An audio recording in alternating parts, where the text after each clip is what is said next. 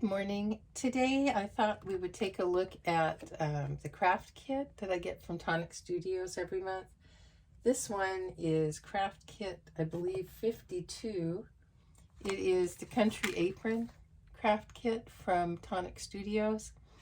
And this one is makes a box, and it came with a lot of dies and a lot of papers and a lot of embellishments. It came with stamps, and then of course, like I said, the dies. The dies in this kit are awesome. Not only do you make an apron, you can make a box, you can use it for cards, you can do a barbecue type apron, you can do a mechanic's apron, you can do a cooking, baking apron, just anything. You can do gardening, anything that strikes your fancy. So for today, what I had to do was, I'm in a recipe card swap, so I wanted to make some recipe cards. And my problem with recipe cards is that I don't have a recipe where I can just write, on one side and be done with it. When I have a recipe, I have to write on multiple sides. So I needed at least 3 sides, I thought. So if I made a foldable card, then I could do that. And then I also incorporated magnets in my card. These are teeny tiny magnets, so that my cards can stay shut. Not that that's a big deal, but it's easier. And then I took the cute little oven mitts that were provided in the kit, and I made the dangle for them. The only thing I'm going to use that wasn't provided in this kit, of course, the magnets. These little pearls, those were not in the kit. And that's it. So, oh, and the bow. I made the bow using a Fisker's punch, and this is the punch I used. So this is going to be very quickly. I'm just going to walk you through the steps right now. I cut one of the outer apron. I cut 3 of the inner apron. This is per recipe card. So 1 outer, 3 inner, because I'm also going to use the inner aprons as my writing space. Then I cut 1 of the frilly part of the aprons per card. This is the neck strap. I cut 2. I used 110-pound cardstock, and I cut 1 out of 110-pound, 1 out of designer paper. For your designer paper, this is going to be the layer. The inner layer that you use is going to be designer. This layer will be designer. And this layer here will be your 110-pound cardstock and your lined writing paper. And then you're going to cut 4 of the little oven mitts because you're going to glue them back to give them some strength. You're going to cut 3 of whatever utensils you like, or more if you like more. And then I cut these little tiny flowers, and I cut 4 of those because I also glued them back to strengthen them. And this is the little tiny flower shape that they make. And I love it. I love it. And I lost my die, and I spent about 2 hours looking for it yesterday. I was so upset. And then, of course, like I said, a little bow. And then for the pockets, I cut 1 of the outer shape and 1 of my inner shape. Oops. And then on my pocket, I just wrote what my recipe was. So in this one, I love Great Grandma's sheep wagon carrot cake. It's all over the internet. It is a delicious recipe. It makes the ugliest looking cake. It's more like a sweetbread. But if you haven't tried it, try it. And then what I did was I came in with my inks, and I had archival inks, and I just inked everything. So as you can see here, this is my cardstock layer. I just inked all the edges up, kind of gave it a mossy look. To cut my recipe card, I took a piece of paper and I folded it in half. Okay, so I have my piece of paper. I just took it, and I think they call this a hot dog fold. So I'm folding it, and it's just longer than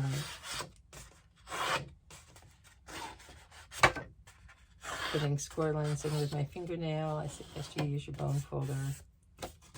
And then I took my die, and I'm sorry, I'm going to have to open this. Oh, and if you didn't notice, I have my dies on these magnetic sheets, and then I just put them back in the packaging. And it is much nicer than having to deal with that sticky tape stuff. Okay, so I have my fold, and I want my fold at the top. So if you look closely, you can see the cutting edge. So I'm just going to flip it over, and I don't want it to cut that cutting edge. So I want to make sure that my die peeks up above the cutting edge, just so. So it's barely peeking out there. Then I'm going to turn it over. I'm going to tape it in place, and I'm going to run it through the machine. That way it'll give me the opening at the top, in case you've never done that before. So then it's just as easy as 1, 2, 3 putting it together.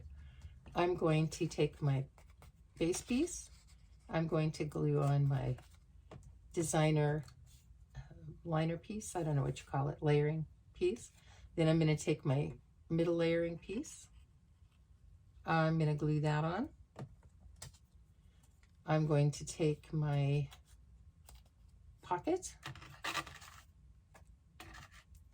and my spoons, and you can do your utensils however you want to do them. I just kind of like mine to be off on the right hand side. I don't know why, that's just a thing of mine. So I'll probably just glue them in something like that, but I'll have all 3 of them.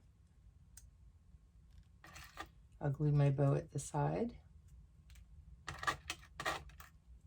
And then, like I said, you glue your oven mitts back to back, and I've even inked my oven mitts because I think it gives it a cooler look. I'll glue my flowers back to back, which I've already done. Here's my apron string. I've glued that. So I have my designer paper on one side, and then I have my 110-pound cardstock on the other. So I'm going to do this, and I'm going to speed up the video because nobody likes to watch this part. But just in case somebody out there likes you to glue stuff and to watch it, I'll do it.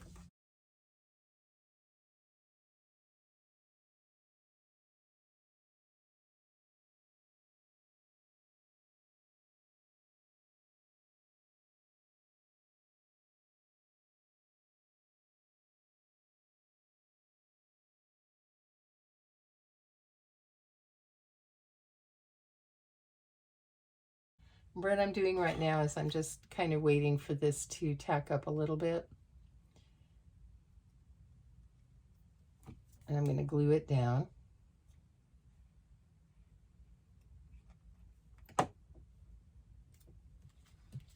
Just going to look at where I want it. I like my pocket kind of up higher a little bit.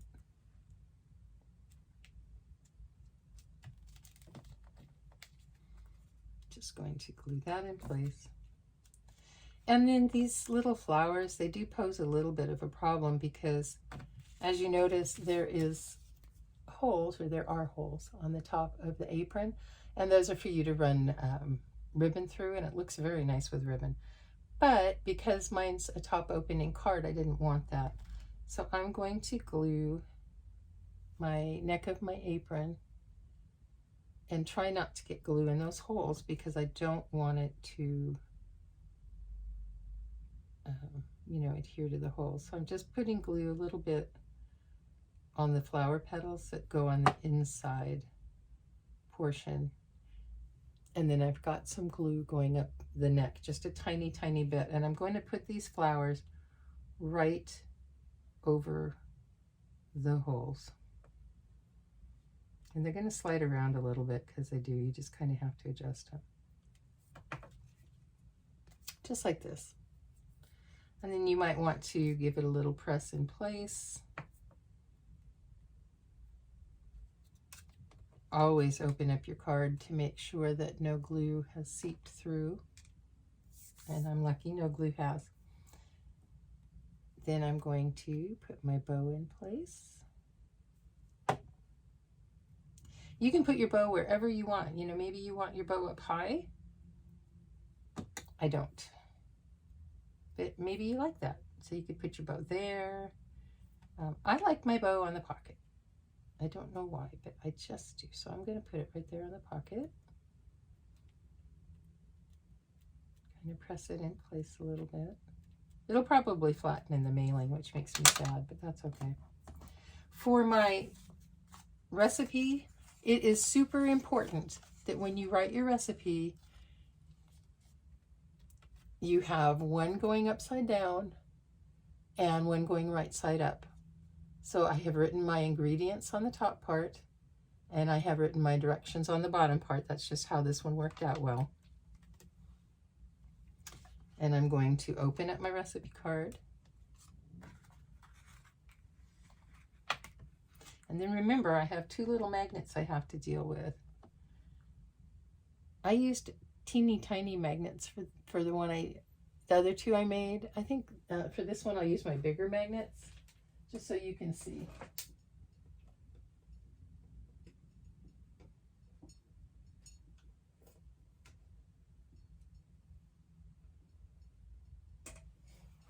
So I have the Tonic Studios thin magnets I'm going to use. So in order to place them, there's a bazillion videos on how to do this out there. Probably using tape that's a little too thin. I'm just going to cut myself a piece of my lovely red line tape, put it about halfway up, take off my lining, pop on a magnet, and then I'm going to look for my other magnet that has just escaped from me.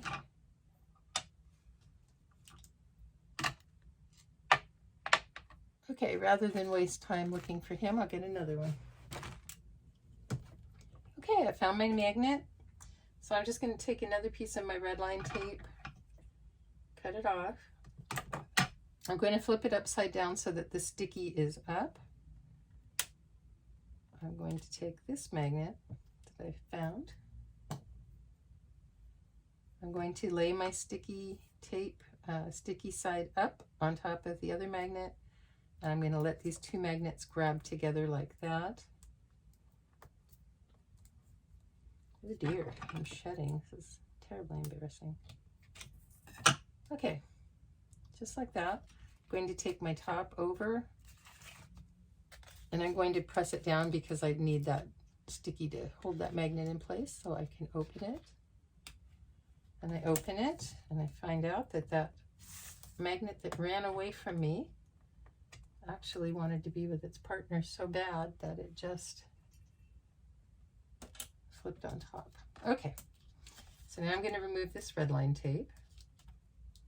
So that sticky's revealed. Now when I put my recipe card down, I need to make sure that when I open up my recipe, that this one, my ingredients, is on the top.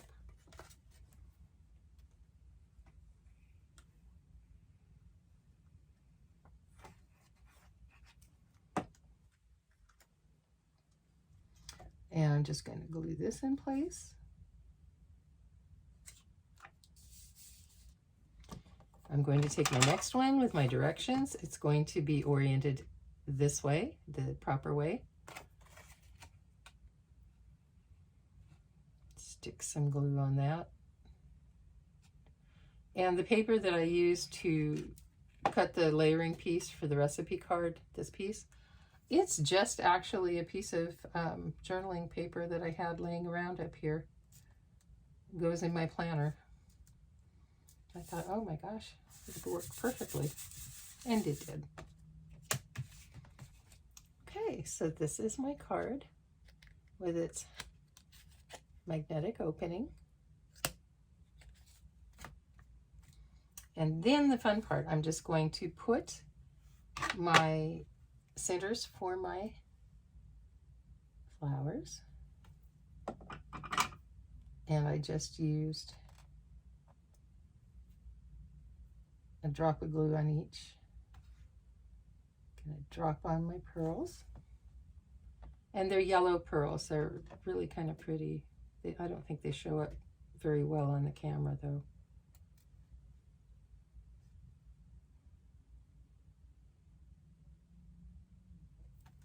The reason that I put glue on the inner petals is because I'm going to use this outside petal for my dangle. So to make my dangle, I started with a piece of chain that just has 3 links on it. I didn't want you to watch me do everything at once, you know. And then I have 3 more links.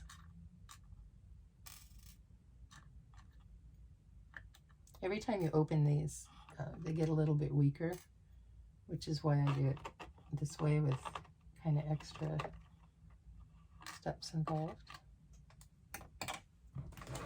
All right, taking my pliers, and I'm going to open up my jump rings.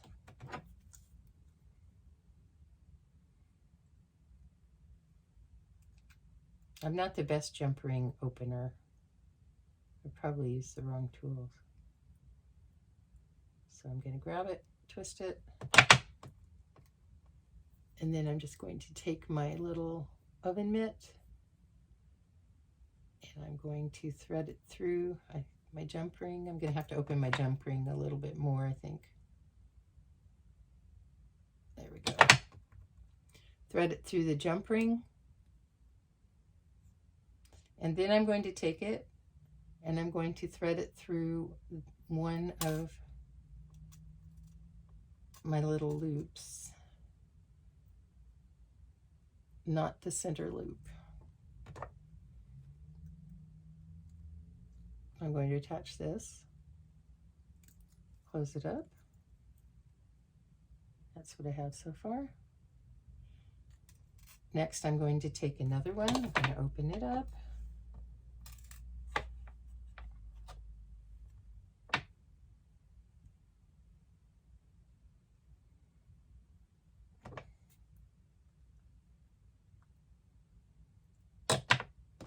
Hang my jump ring on.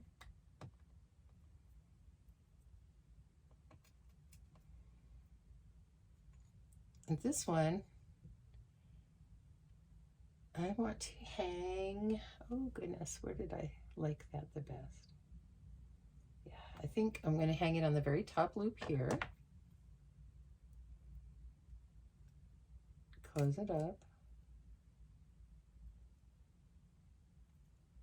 And then I'm going to take, oh, I should have, while it was open, gone ahead and put this link on. But I'm going to open up my last link. And then for that one, I'm going to also run it through the top. And then that'll be what I attach to my daisy.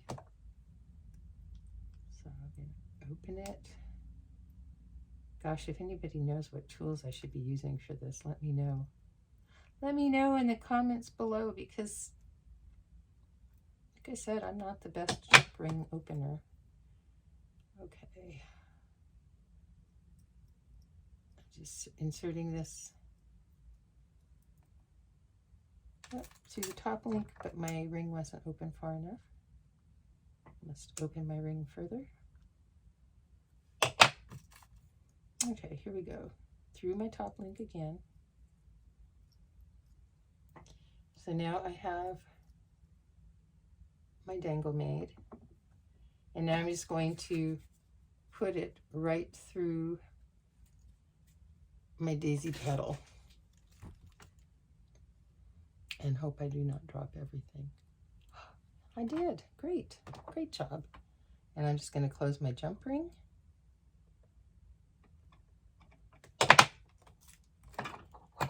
And there I have it, my third recipe card for my recipe card swap. And I think it's kind of cute. I really like that. And I did the whole thing without filming, without my light. So sorry. Anyway, if you like this video, please like and subscribe. I just like making them. You know, I'm not all that in a bag of chips, but hey, I have fun.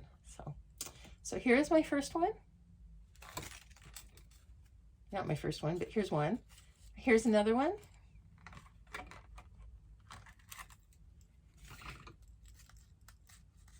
And here is my third one. Thank you very much. Bye.